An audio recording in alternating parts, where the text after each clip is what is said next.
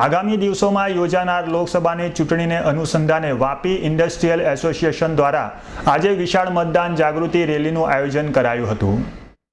આગામી દિવસોમાં લોકસભાની ચૂંટણીમાં લોકો દ્વારા પોતાના મતનો ઉપયોગ કરી મતદાન કરે એવા આશયથી વલસાડના કલેક્ટરના આદેશ મુજબ પાડી તાલુકાના મામલતદાર સાથે વાપી ઇન્ડસ્ટ્રીયલ એસોસિએશન દ્વારા ખૂબ જ મોટી સંખ્યામાં વાપી જીઆઈડીસીમાં આવેલ અંબા માતાના મંદિરેથી સવારે 9 કલાકે 4000થી વધુ ભાઈઓ અને બહેનો દ્વારા એક વિશાળ રેલીનું આયોજન કરાયું હતું।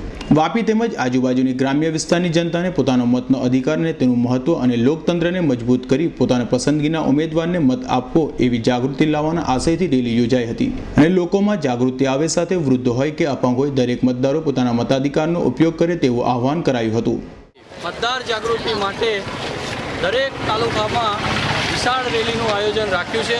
તેમાં પોસ્ટકાર્ડનું લેખન, સંકલ્પપત્રનું વાંચન, સહી ઝુંબેશ અને રન ફોર વોટ્સ માટેની રેલી।